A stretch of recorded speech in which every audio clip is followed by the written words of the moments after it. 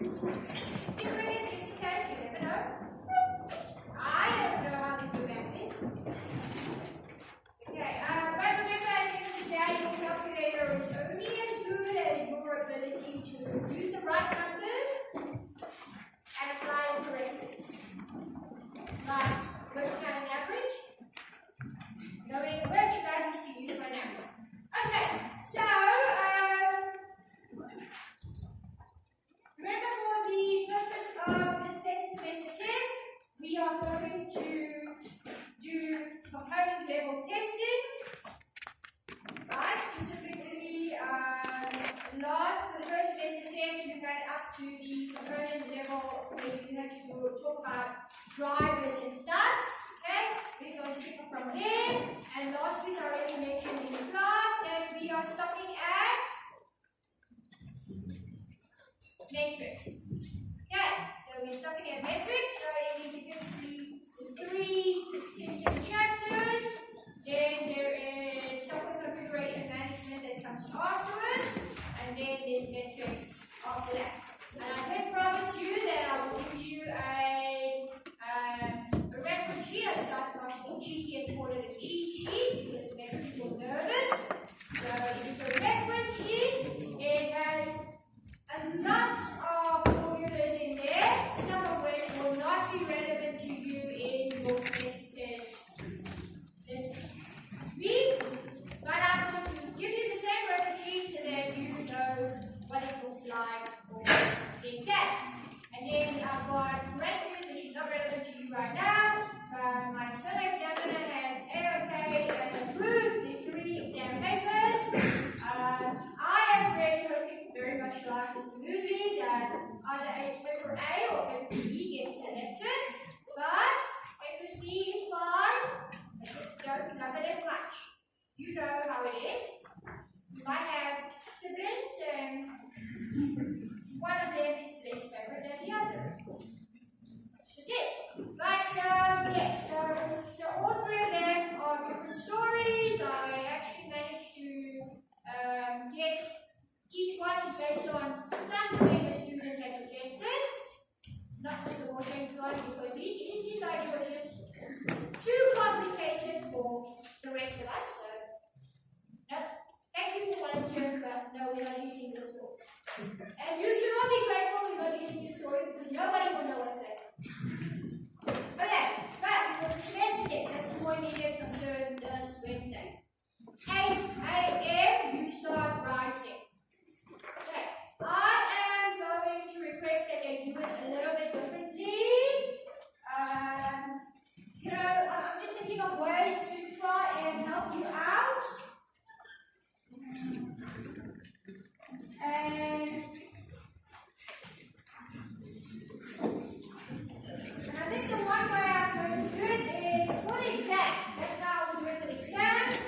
I don't know if we're going to put it on for the semester test, but if it's not done for the same way the semester test, what you can do is you can always tear out the first few pages which contain the story. So I'm deliberately separating the story from the question. So you've got a scenario that you can read separately, and you can always have the scenario in front of you as you answer the question. I don't know who it's going to help, but hopefully it'll help some people. Because I don't know if any of you went back and forth, paging back and forth. Did anyone? No one? Some of you did. Okay, so hopefully that will help you. Alright, anyway, let's quickly go through this. And remember, the idea is you answered this with your test fitness, and we will now see how far off you were or how close you were to the answers. At the end of the day, it doesn't help the people sitting here that when I didn't do anything, you're just going to tell me the answer here because these are not what you're going to guess.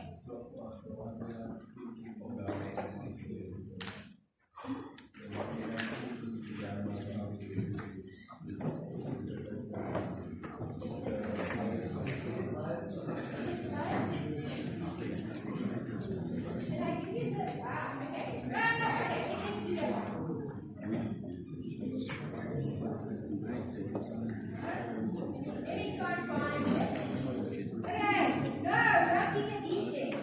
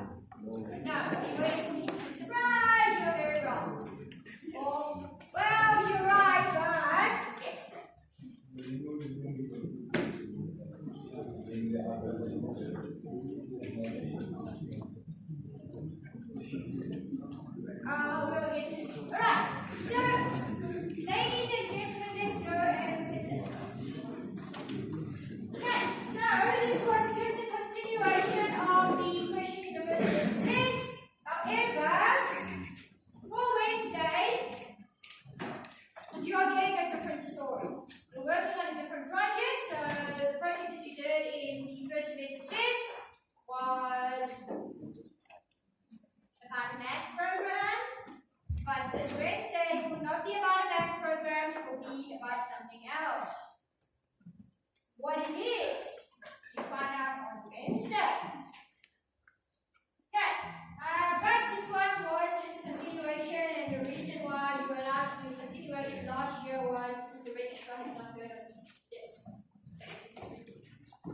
And now we have different things to do. So, apparently it's not given to the people who didn't write the main semester test. I like continuity. Yeah, but okay, it's fine. Okay, so here you see you've got an email from the management, and it's about phase 2 of the project. She will need to take, I can see what I'm doing. Okay, so, you may have noticed that in the first semester test question for Bioscope, there were certain things that we talked about, kind of like laying the path out and saying, oh, there's a potential for these things. And you didn't actually implement all of them, or you didn't test those in, but now, in the second semester test, you can see, now we can focus more on the potential that was there. And in your first semester test this year, you're doing a math app, but now in the second semester test, it's a different app, but it's a continuation of as if you had done first semester test start on the same problem. This is makes sense. Okay, so you can just work on testing, software configuration management, and finally metrics. Not necessarily in that order of your semester test. But anyway, here you go with Bioscope. They said the clients of Bioscope are relatively happy with the rollout and are ready with the team to proceed in phase 2, and that provides implementation of the print scheduling. Okay, you may recall with Bioscope, the idea is there's 3D printers all over the country, and when you place an order for an artificial limb that's 3D printed, it then sends the schematics of the limb that you require to print it out to one of those printers. And it takes into consideration how close it is to you, but it also takes into consideration the print queue for that printer. So if there's a printer that's super busy, and you remember that project to deliver the limb within a few days, and if there's a long queue, it's not going to be able to print it, so we'll rather find a further away printer, but that is less busy. So this is what they're talking about in print scheduling. Yes? Is chapter 25 and 26 Sorry? Is chapter 25 and 26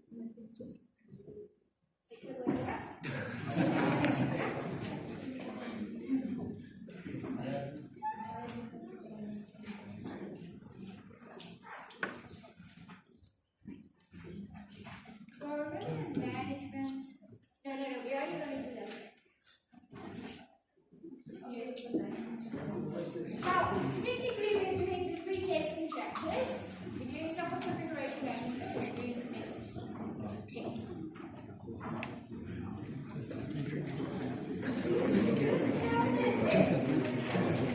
Okay, right. The other chapters will be in your exam.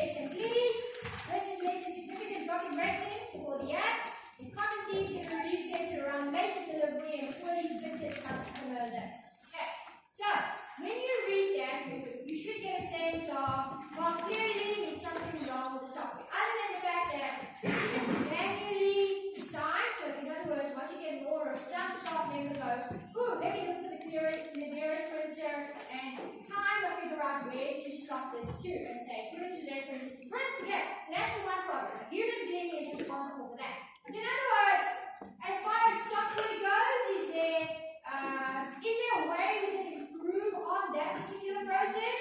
And the answer is we automate it, obviously. Okay? The second thing there is really that it's a poorly fitted customer limit. But that is not because there's no feature in place. Okay, there is a feature in place. Remember, your system is already supposed to take photographs of you or your customers in minimal clothing. I mean, pretty much no clothing, maybe. And it's supposed to then 3D generate the schematics for the printing of the limb. But they say now that the limbs fit poorly. Okay. So obviously for you to have, you need to have an algorithm in place already that's doing this job, but now we're picking up that one, the algorithm we have in place is working not so well. Okay. And number two, we do have assignments available, but at the moment it's done manually. So if it's done manually, perhaps one thing you could do is you could recommend that this will get automated by your computer program itself. Okay, so what you're picking up here is two issues. One, the process already exists. The other, the process is there, but if you want to automate it, you would be creating something new. Does this make sense? Okay, now the reason why I'm bringing emphasis to that, even though it's not in the scope of your semester test, is something like that. If we ask you about Six Sigma, remember there's an improve and then there's a create.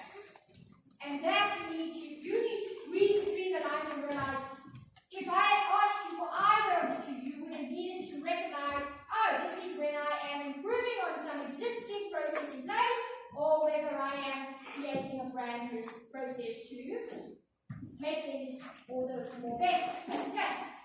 So you'll see that at component level testing, we start off with a nice, easy question. So here it says you can only work on the method used to optimize the assignment of print yards to Bioscope's network of 3D printers. As part of your testing process, assume that your translation of the algorithm results in the following flow charts. There we go. Flow charts. Now, the minute you see a flow chart like this, you can already guess what questions will follow here. Okay. However, you need to read it anyway, because I know some of you are excited and then already in the back of your brain you're going, ooh, let me change this and let me work out how many independent parts there are. Okay, without reading the question. Many of you are like, okay, let's work out how many independent parts there are and what those parts are. Who did that? If that's it, those are the new parts. Or those of you sitting here, you saw this. You haven't seen the question. Who of you are already thinking, I need to work out how many independent parts there are? That's it. And you thought, on top of that, they're going to ask me what the independent parts are. Right? Okay. Now, in your exam, your semester says, please read the question carefully. Maybe I won't ask you one of the two. You're like, oh, that's such a waste. Okay. But maybe I will choose not to ask the question. Maybe I'll just give this to you just to go, there's a graph for no reason. Right. So how many of you got this correct? Hands up. So far, you don't know. Okay. How many ways are there to work out how many independent parts there are? 3. Which one will you use? Whatever my question says. Right? Because my question will tell you, you will use this method and you will have to comply. Or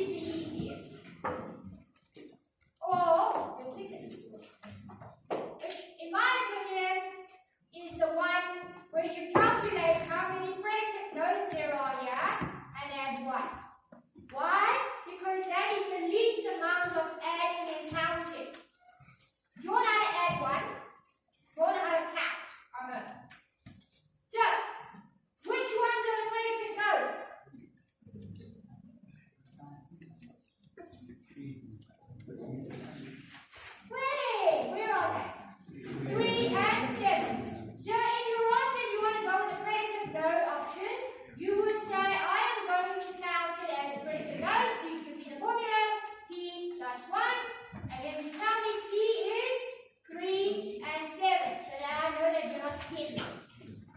Okay, because the thing is, if you tell me, oh, I can count how many regions there are, and I go, really?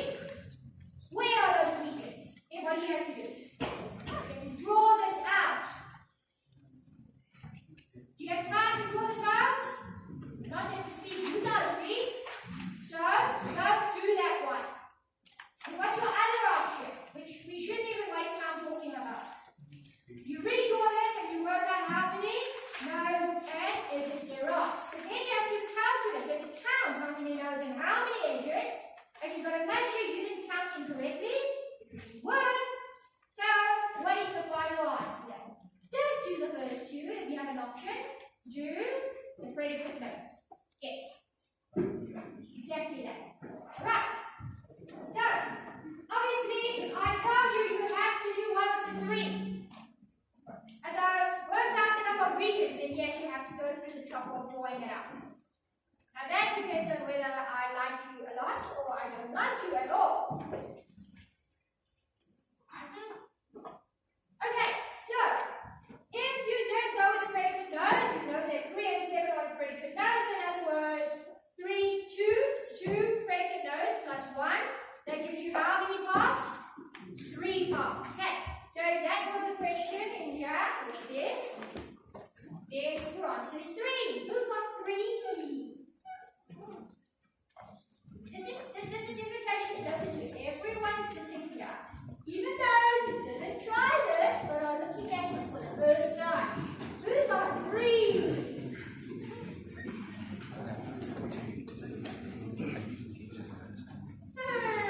I sense there's going to be a big fail on Wednesday. Alright. So the next possible question that comes from this particular type of question. By the way, before we move on, what type of testing is this? This is white box testing. Why is this white box testing? Because we are looking at the internals of the module. Okay, we're looking at the inside. We're saying inside internally, logically speaking, this is how it works. Therefore, this is an example of white box testing.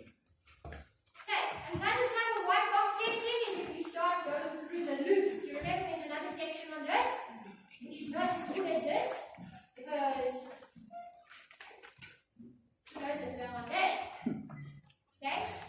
The more loops you've got, the more complicated it is. Okay, so over here, what is the purpose of white box testing? What is the purpose of this? Why do we do this? What's the whole point? I mean, besides, oh yes, I can get box. Why do you do this? What is the purpose of this? You don't tell me that because they're now testing it as a white box. No. Why do you do this? Is it to show off that you can do math? Is it to show off that you can look at the path?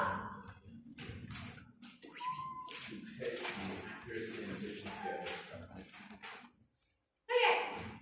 Why are we testing? Why do we test? Let's go back. Why do we test? Now anyone can answer this question very fast. Why do we test? We test so that we make sure it works. Okay? When we write code, think of this piece of code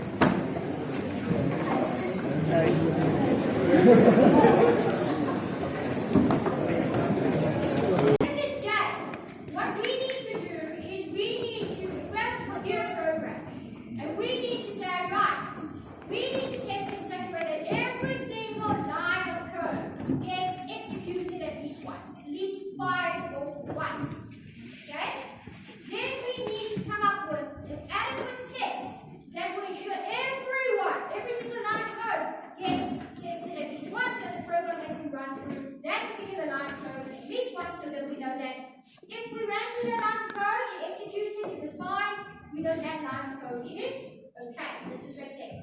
Okay, so now let's assume that you are all each a different line of code in the program. Okay, and it was our program to do it. So we're going to start off, let's say we go, get the figures. Okay, so we get an input from the user, yeah, right. Then we might have predicate nodes. Now we have two predicate nodes in there. So the idea is, let's say the first predicate node is if you are studying a BSc IT degree, you may sit down.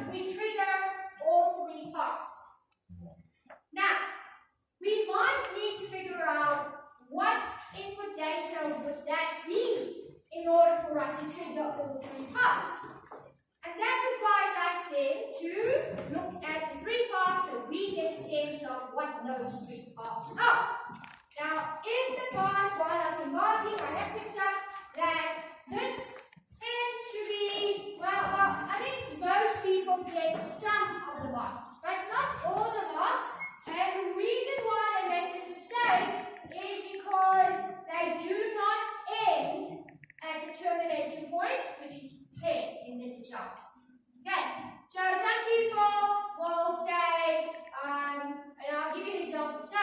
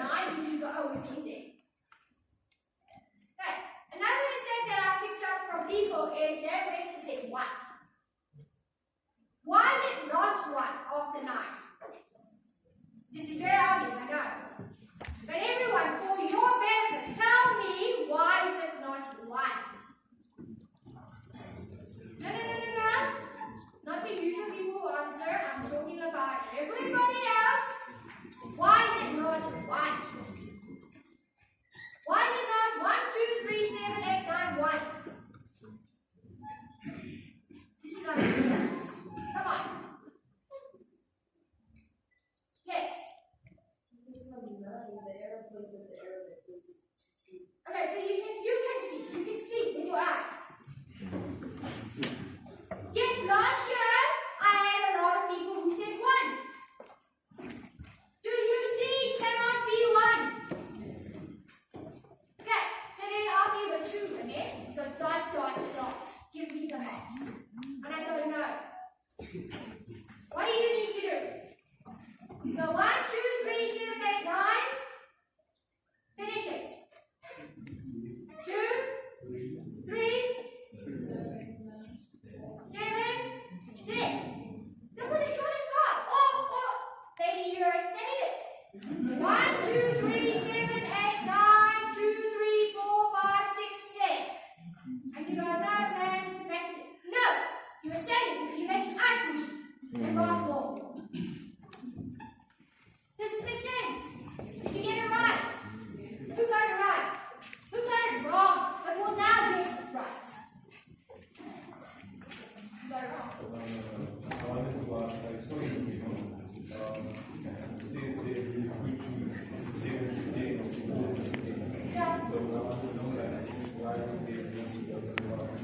It's not, remember these are independent forms.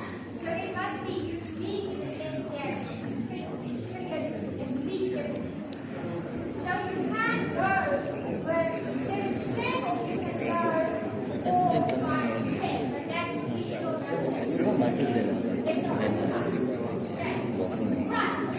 So then it is just 1, 4, 5, 6 if you wanted to, or you could have gone 7.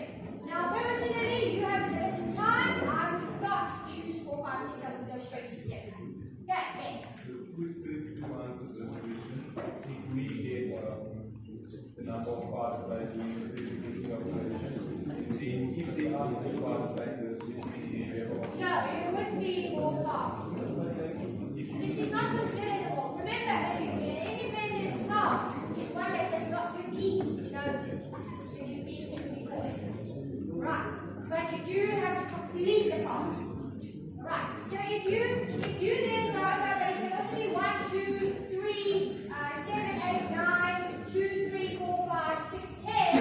In addition to 3, 7, 10, you're wasting your time because those either of the 2 parts would have triggered everything and you've done. Remember, the whole point of this is really just to have the correct inputs so that you trigger all the possible parts. Right. So over here you'll see that according to your flowchart, how many sets of independent parts exist. Motivate your answer, and I'm going to show you working out. And you get 4 marks for this question, 1 or 2. Based on your answer in 1 mark. Right, that's 1.1 there. As part of your testing, you would get how many parts, and you get 3 marks for working out how many parts. And in 1.2, for 4 marks, you would provide the 6 independent parts, which is what I've done. I've provided the parts for all 3 parts. Okay? In 1.3, describe how you would achieve equivalence partitioning testing and boundary value analysis testing specifically for the above method. Okay, so you've got a method which works on the assignment of print jobs to the various 3D printers. Now, equivalence partitioning testing and boundary value analysis testing, that's black box testing. That is now looking at the magic happens inside. We don't care. We just want to check from the exterior that they work or not.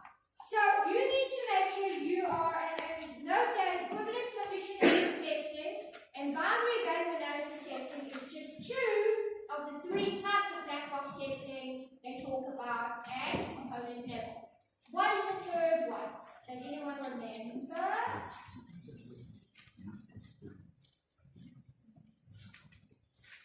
Yes.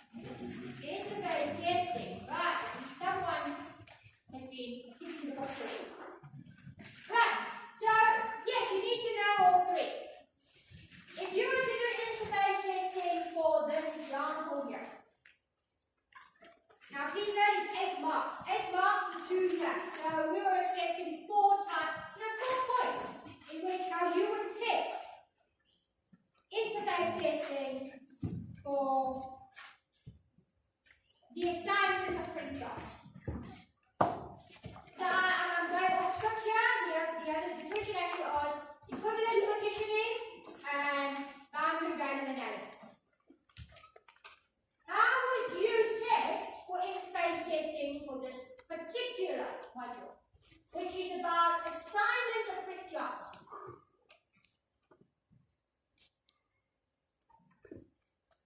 we start an interface. And I don't need, I have an interface. No, you are now assuming you have an interface to this particular module. Now remember, this is still component level testing. So if you were working with interface testing, that means you need to give it values, right, that are at an interface level. So think of a user interface that sits on this module. What are the different types of tests that you would come up with to test the interface of this particular module? Yes? That it only accepts correct values. Yeah, it must only accept certain valid values. Okay. So perhaps, and I'm just going to come off the top of my head, well, here's a module that's responsible for assigning print jobs to certain printers. Interface-wise, what can go wrong? Because you're testing it, right? So I should hope that with the interface, I am able to pull from index, or as I type it, it comes up with searches and it minimizes the different jobs that we have maybe. Or when I sign to printer, it actually gives me a list of possible printers. And I don't make the mistake of creating my own printer that doesn't exist. Does this make sense? These are all interface questions of what can go wrong. Does this make sense to you? Okay. Now, equivalence partitioning. What is equivalence partitioning?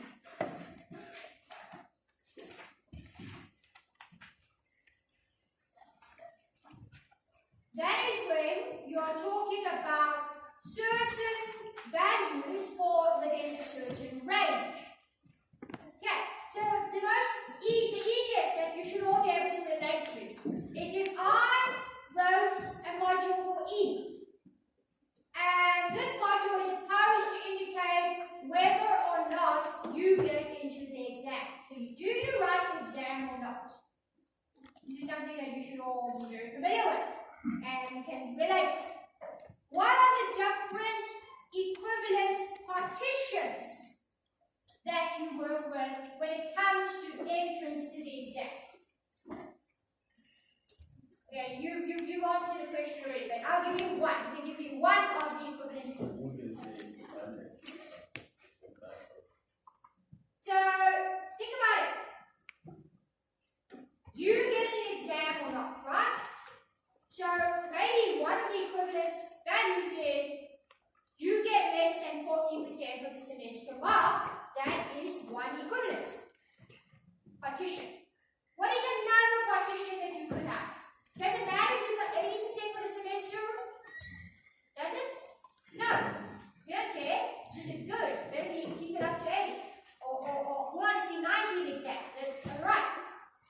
What other partition do you need? Yeah, so your practical mark is below 50%. That is going to be another issue. So you're coming up with these different partitions such that when you enter the values, you don't go, oh, because we've got to test this program at the component level, we need to test everything. So we need to try what happens if the semester mark is 0? What happens if the semester mark is 1? What happens if the semester mark is 2? You would be doing that all day. And it's not, is it a good use of your time? No, it's a stupid use of your time because you know that anything between 0 to 39 will trigger, sorry, see you next year. Okay, whereas when you go 40, anything above, fine. But you also have to take into consideration like your practical component mark, what is the value there. Alright, so with equivalence partitioning here, you need to, and you can come up with this whole thing of, okay, it's assigning print jobs to certain printers. So what would my equivalence partitions be? And honestly, you could have written anything that doesn't make sense. I would read it maybe, okay, sure. But I wanted to get a sense that it is an equivalence partition. Okay, so maybe you give me something that is, and maybe this is part of the thing you come up with. You say, because this job for this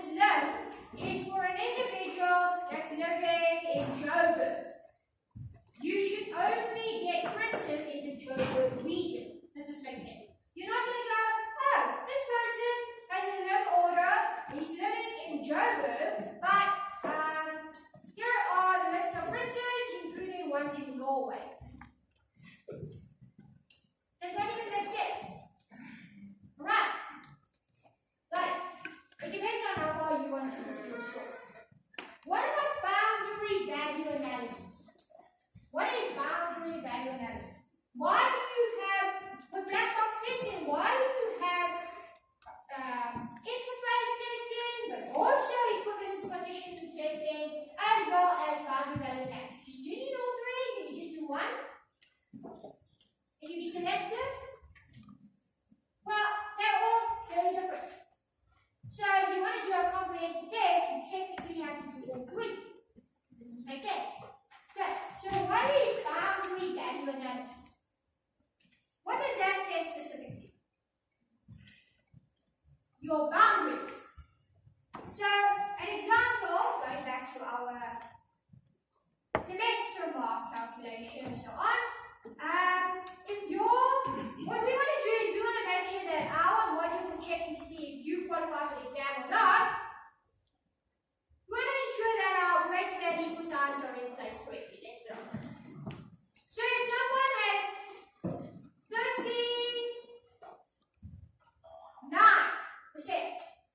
for the semester mark, is that a fail? Is that an exam? What is it? It's a fail. But what if it was a 39.6?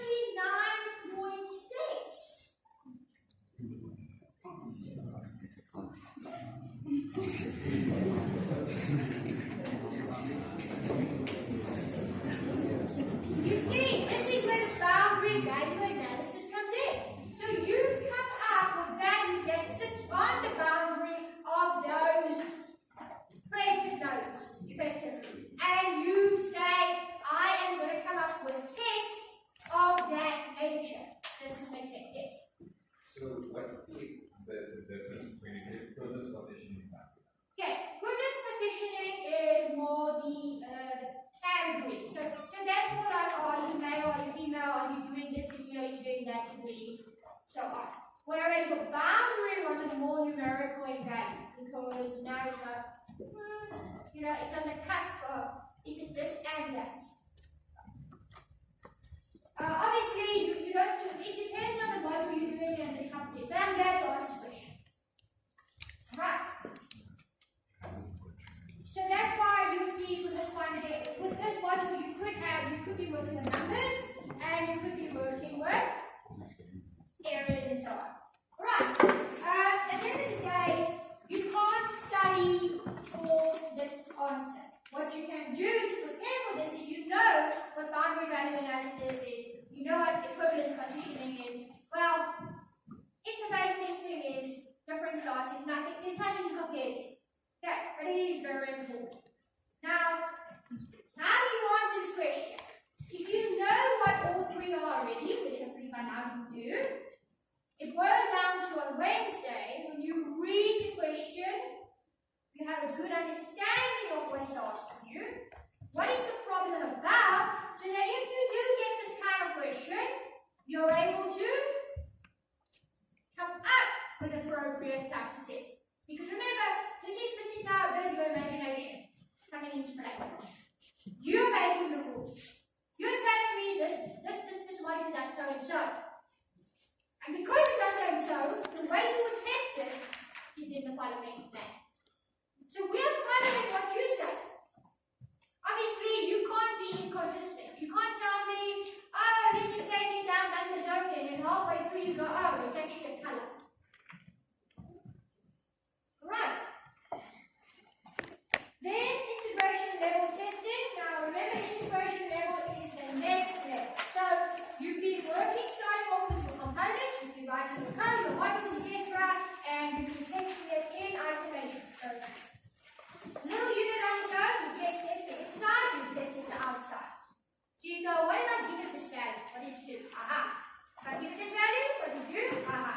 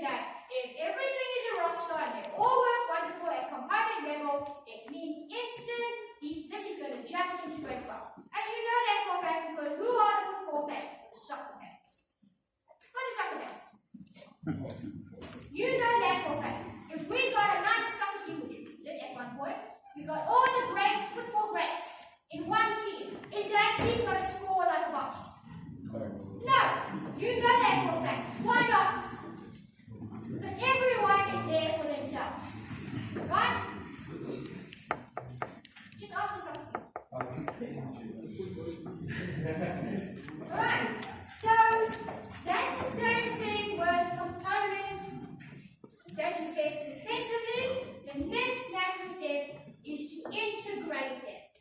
And there are, if you go through the entire textbook, there's really, if we're looking at the textbook in general, because remember there are a few things it does. So they talk about the object-oriented approach, and the object-oriented approach has its own thing. Remember that? Its own rules. So here we're just talking about it in general. But if it was object-oriented, you have to do things differently. So let's just focus on the general, which is, right, there's top-down, there's bottom-up, and there's continuous integration. 3. But the minute I mention this is object-oriented, you jump to the object-oriented strategy for testing. Right, just look for the words. So over here, it says you're familiar with top-down integration, bottom-up integration, and continuous, specifically smoke testing. Considering what must be done in phase 2 of the biosmoke project, which approach would you opt to go with? Motivate your answer for 6 marks.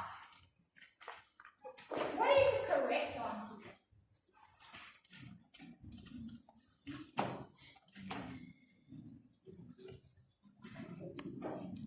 Yes. Provide with the best reasoning.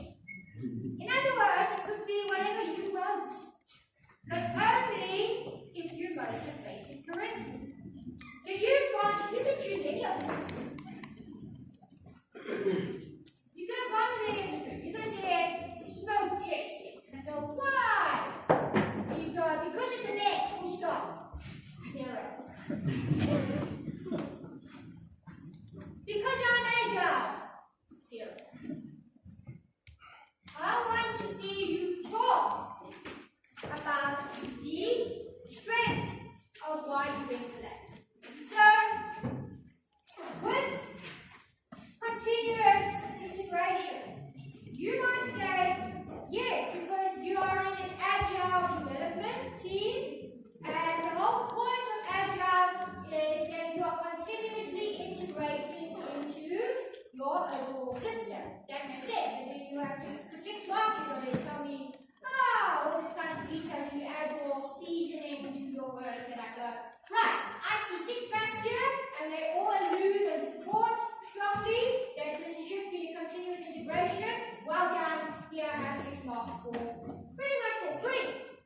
Obviously, you've got to immediately read the smoke testing and integration testing. Right, if you said, oh no, I want to do bottom up. Okay, why? I don't know. Why would you do it?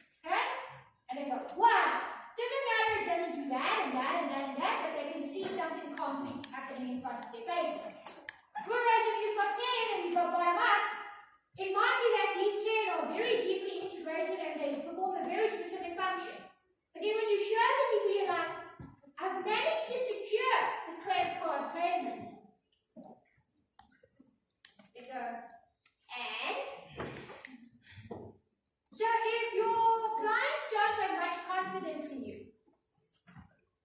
Go with top down because you can show off more. Right. That then makes them for who then in their right mind go with bottom up. Why would one go with bottom up integration? Yes. It's easier to integrate because you don't have to use complex apps. So for the developers, it's expensive. Right. So if you think about bottom up, it's also easier for you to work in teams if you think about it. Okay, so you've got your perhaps separate teams, and you are just going, okay, we're putting these modules together. Does it work? Yes, it does. Okay, cool. Now we're going to add on more. So it's kind of like Star Trek. It's like a ball.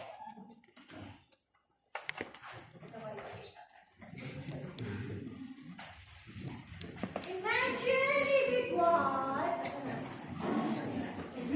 this. What about for impatient clients? When you have impatient clients, when they want to see something every time. Look, it depends on the scenario you've got. Okay, but do you understand? Do you all feel? Obviously, this is not too messy. I'm not going to go for 6 marks to do whatever. But can you see how you take the theory you know and you apply it to the scenario you have in front of you?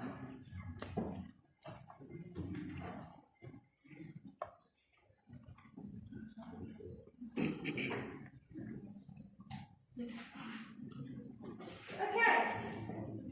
Then for 9 marks in this question, you're going to go provide a detailed process of this integration testing with regard to implementation of the print scheduling feature.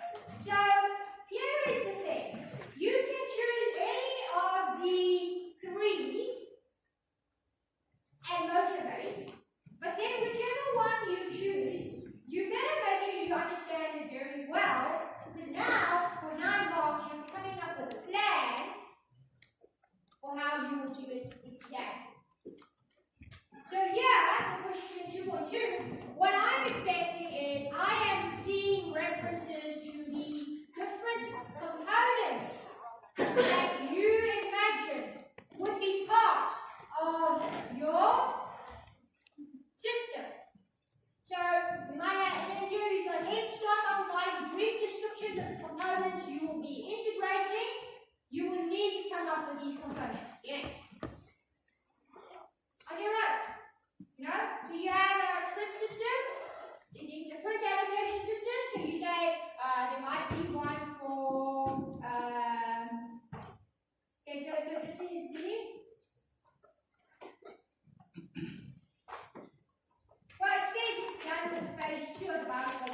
So any part of phase 2, specifically the allocation, you could talk about maybe there's a map component, there might be a retrieve order component, whatever. You come up with your own. I think for 9 marks, you're not going to have to write much, to be honest. Because you're going to spend, obviously, you don't come up with 9 components. You're wasting your time. Just enough for you to get the idea across what integration is.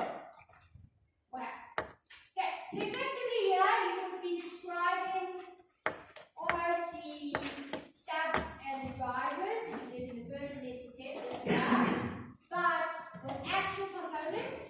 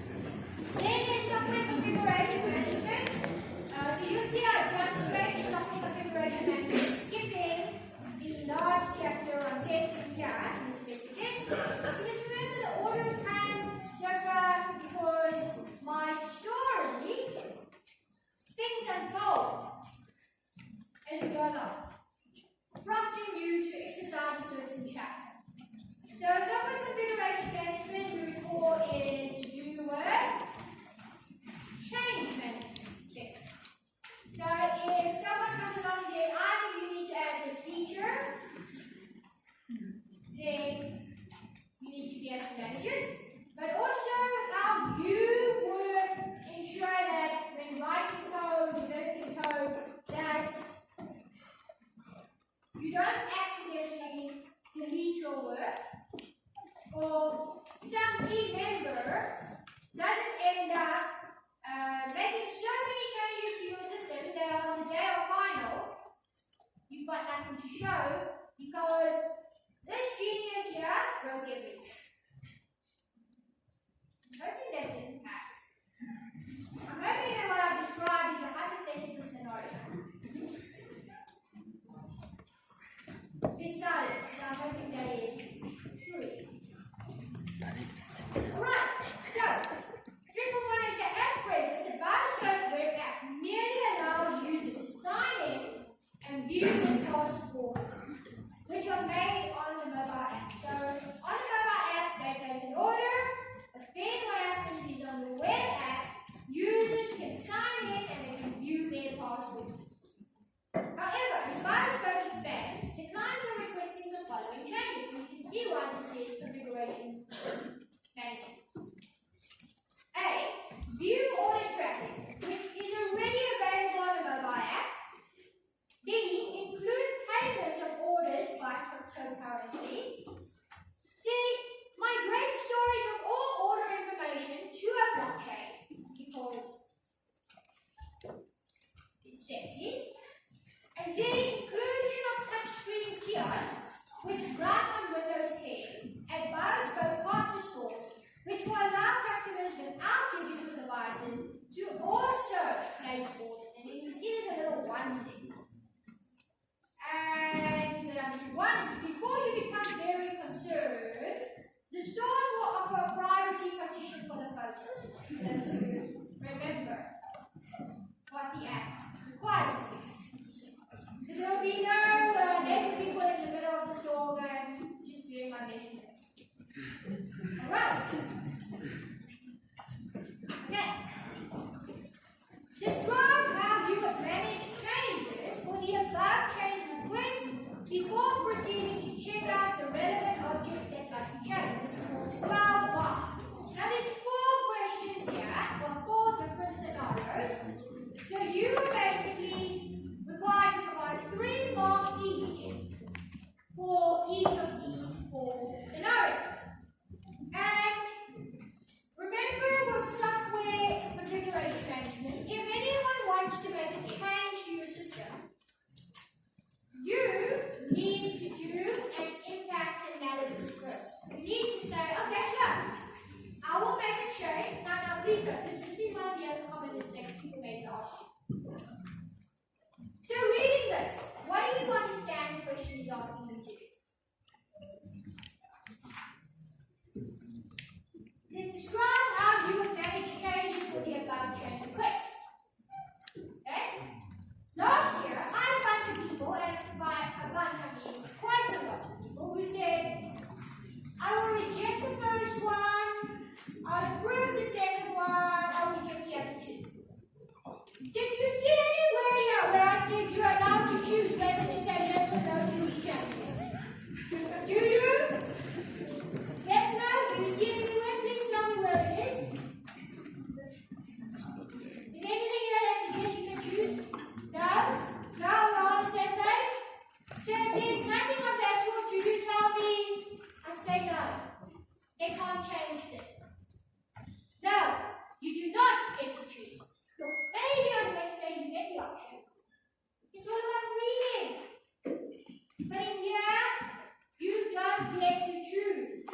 What we are asking you to do here is we are asking you how you will manage the change for the following 4 scenarios before you check out the relevant objects that must be changed. In other words, you are going to change it, yes, it's not a choice, but you need to decide how you are going to manage this change before you check it out, check out the baseline objects, remember?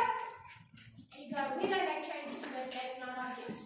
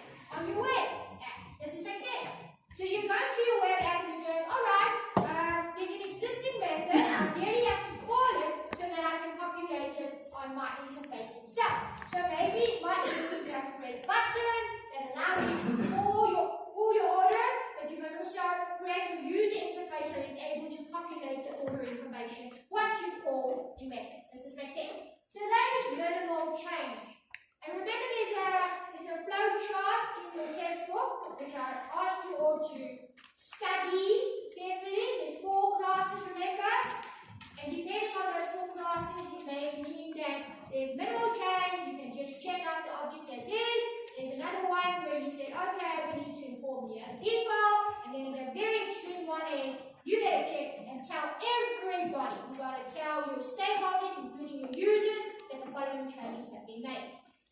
Right, does this make sense? So this one, you might say, okay, this one is very simple, and so it might be a class 1. But I don't care you tell me class 1, class 2, class 3, class 4. What does that mean? It means that you've memorized some numbers. So you need to motivate. The 3 mark, you go, well, this one is very low impact. I think this is, you don't need to involve too many people, because all you need to do is develop it. Right. I'm not interested in what you check out, because that's not part of the question. All I'm asking is, before you check it out, how do you manage it? So in other words, who do you speak to? Who do you contact? Who do you have discussions with? Okay, the next one. Include payment of orders by cryptocurrency. What do you think? Is this a normal, is this a no impact as the first one? No? Why not? Why not? Did you realize your one-dot part is going to form the mark in this question? So why would you say, no, this is a little bit more complex? Because there's a whole payment system in place now. Do you understand? If you've never been dealing with cryptocurrency in the first place, you would now need to bring that in. Okay, look, obviously, you might say, oh no, it's very low, because what I'll do is I'll outsource it to someone else. There will be a payment gateway that handles cryptocurrency specifically. So I will need, as part of my management, I need to reach out and find out who are these service providers so that I can hook up my system with these, integrate it. Okay, but again, it's motivation. So they'll read your answer and go, okay, that makes sense. I mean, for all I know with number 8, 3.1a, you say this is a level, this is a class 4, we're going to get everyone involved, and I go, but why?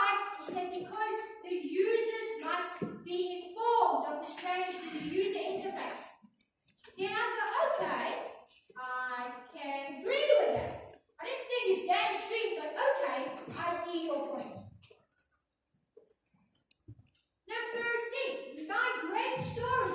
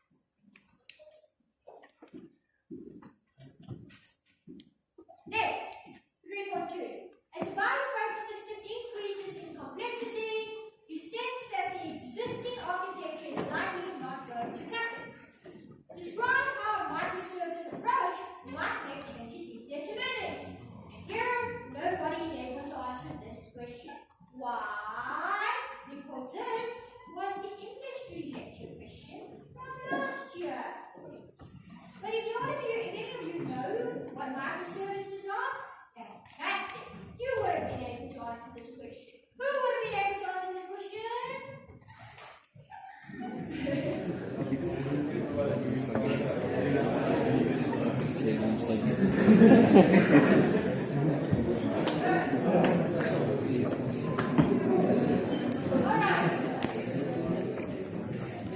microservice architectures for the web. SS example. How many of you implementing your learning projects using microservices architecture?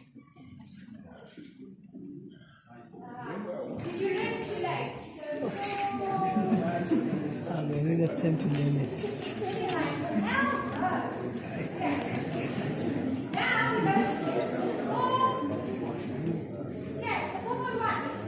Feedback from the App Store has shown that some customers are pretty unhappy with the fit and feel of their custom prosthetic hands and fingers. Some are angry enough to send photos that include the prosthetic arranged with a protruding middle finger. As you may recall, Logan was responsible for this AI-based component, so you hold a meeting with him and Elsie in turn. Logan is insistent that it works and the moron users are just too stupid to know how to follow instructions. Elsie, the voice of reason, suggests that testing techniques be applied to do a proper assessment. Motivate for an appropriate testing technique, consider what needs to be tested, and describe how you will test this out. So now remember, this is testing for mobility. So these are your mobile. So remember there's a whole bunch of mobile testing tests that you could do for this. So this one's pretty much, you know what, that whole textbook chapter, go out. Obviously, you got to write the whole thing, because then you'll be, Dr. Koch will go 10 seconds left, and you are still here. Look at the time, look at the mark allocation, 7 marks. So this was very open. Effectively, the memo was ready to the assistants was whatever they wrote. As long as it was proper one of the testing techniques in the mobile. So you could have talked about a lot of things. What's it mean? A lot of things. Yeah, so you remember this is about, so the user said they think the components is not working properly. So you could have said, well, because this is AI, notice this is AI. So because this is AI, you're going to focus on the AI stuff. So you could have said, well, because the AI is supposed to do something for my app, I would have different photographs taken. So maybe at different angles, maybe different lighting, different people, different levels, etc. And then I would see what does the AI spit back out. Does this make sense? Think about it this way. What is an AI program? The program that gives you a result generated by the computer. Will it always give you the same answer? No. Especially as the AI learns on its own, right? So it might be that, so it's not like a normal program that you did in first year. You said, I have another 10, and another 10, and another 10, and I add it together, what I get, 30. And you're going to get 30 all the time because there's no AI involved in it. But the minute it's an AI program, it could be that it's learning, it's evolving over time. So you haven't taught it how to add, you just tell it, listen, here are certain things you must know, figure it out yourself. Pretty much what it does now. And I go, okay, 10, 10, maybe the AI program starts this is 3. You go, no, try again. And then you fine tune it until it gets to the point that it's 30. You go, yeah, you got it right. Again, it turns out I can't do 20 plus 20. Okay, so the idea here with AI programs is, and please do read through the AI testing chapters and sections very carefully. There's 2 ways in which they do AI testing. The first one, they say, let's get domain experts to come in and say, you're a domain expert. What would you say there? if you were given this data, what would you say? And the domain expert will say, I would say the answer is yes, or the answer is no. That's the domain expert. The other one is what I've just described, where you go, I come up with a model, and I say, in a proper situation, this should be the right answer. So let's trigger the different responses. So if I do it this way, I should get the following result. Does the AI give me that result? Right. So let's say you wrote an AI for a robot dog. Okay? Robot dog, and you go, if I mean to the robot dog, it should bite me. Okay? So you go and you go, right, how do I make it now? I'm going to put a cat in front of it, repeatedly. I'm going to take its bone away. Does it get mad? And if it goes, woo woo, happy, then you know, but that's not what we were expecting. I'm trying to make it mad. But it's just loving me. It's just like, woo woo, and lick lick. Wrong behavior.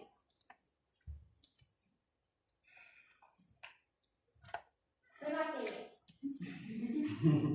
Okay. Right. But then it says motivate for an appropriate testing technique.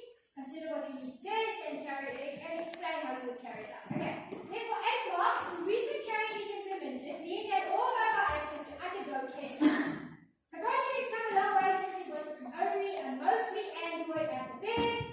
Of the 2,100 customers thus far, 252 customers use an iPhone, 1,537 use Android phones, 522 use their desktops, and a further 300 use a touchscreen kiosk. Last year, I had a whole bunch of students that picked up their hands during the middle of the test and said, I can't math.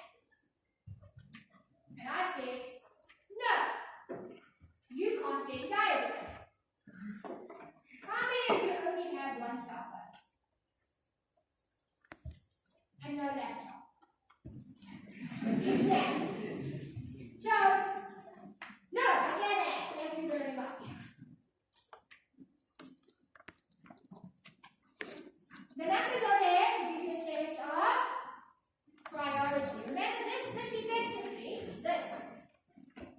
using a weighted device platform matrix. Determine where your testing efforts should be concentrated for a block. So what you would have had to do here is you would have come up with a matrix, and you would know hopefully by now how to come up with a matrix. So on the one side, you would list all the different platforms. On the other, you would talk about the different operating systems. Okay? And obviously, one of your operating systems is probably iOS, and then you might have an Apple phone. But then you are not going to put iOS on your desktop, and you will not put iOS on your Android. Okay? So you will put not applicable in where they intersect. And you would start giving ratings. Remember, ranking between 1 to 10. You recall that? Where 10 is the most highly rated, and 0 or 1 is the lowest. And you would do that for your operating systems, and you would do that for your devices.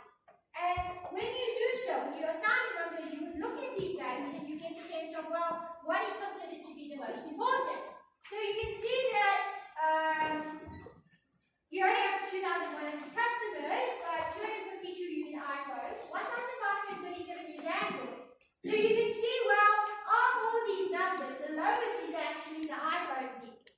So your value should be lower for the iPhone. It cannot be the same as the others. It doesn't make sense for you to use the same as the others. But you would probably give a higher value to Android first, because that's where the majority of the users are. Does this make sense? Got it. So then if you really are bad for calculations, but honestly it's only up to 10, you guys got it to 10 times 10 multiplication. But yes, have a calculator with you just in case you cannot do 8 times 8.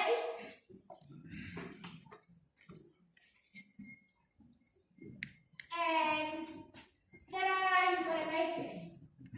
And then you just will stop. Give me my 8 box. No, what do you need to do? You need to interpret your matrix to? So you would say things like, because remember the question I want to ask is, where do you concentrate your testing efforts? So from here, just looking at the numbers, you would say, well, most of my testing efforts would be focused on the mobile app itself, right? Specifically in an Android environment, because according to the weighted matrix, you'll notice that my value, the highest value, is where there is an intersection between Android operating system and an Android device. Right, and then maybe you say next would be your desktop machine, so it's the mobile, the web app, and then you have the touchscreen. But now you can also argue that, hang on, you know your desktop and your touchscreen kiosk, they are running off the same web app, so I would have added those two together in a way, but obviously not in the matrix, don't be too smart about it. But you could say, so you know what, I would focus on Android, I would focus on the web app, next, that's where my next priority is, and dead last would be the Apple stuff.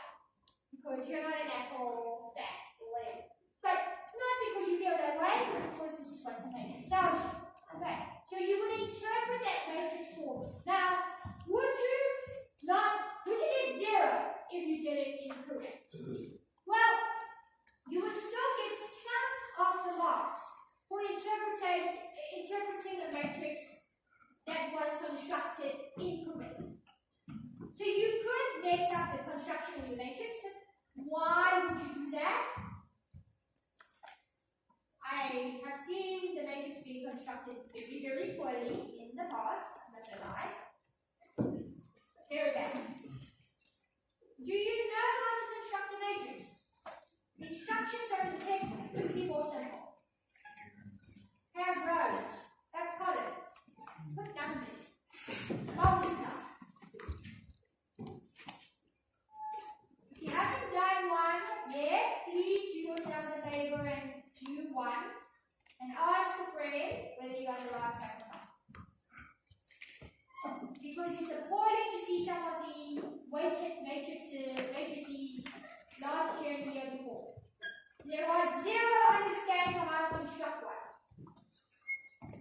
And it shouldn't be difficult. But let's say you do it badly. I don't know. Not too badly, but it's a matrix, but it's wrong. I will still give you marks if you take that very wrong matrix and you interpret it. And you tell me, according to this matrix, the highest value is here. Therefore, you can focus on this. I will give you 1 mark. The rest of the marks actually come from your construction of the matrix. And your ability to type in values on your calculator. Okay. Then, the last one, software metrics and analytics. See, this semester test is just like this year's semester test slots. Metrics. So far, 150 marks. No, it seems to be quite deliberate. Angry. Those who do not know what deliberate means. Of late. So you know last year, good and dead was local. Yeah, last year was good, this year can be equal opportunities. That's me. And now Brad said he's the team member that has been putting in the most number of lines of code towards the project. Elsie, on the other hand, thinks that function points are a better measure as far as team member contribution is concerned. Let's see who is the most non-performing team member there. Debate on this topic with reference to good metrics practices, particularly for this project and for the development team. You will record them from semester test 1. But in case you forgot who they were from semester test 1, I provided you with a table of your team. Okay? Because maybe you forgot the team members from semester test 1. So here, for 15 marks, you had to write a long, lengthy, debatey essay about whether you would go with lines of code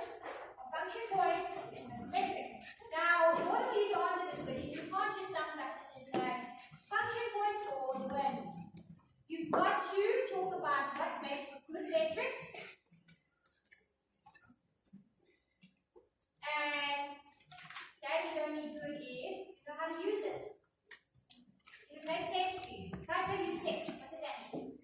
9. Alright, so that concludes this double. And you're now on to the study. Remember, I'm not here on Wednesday. So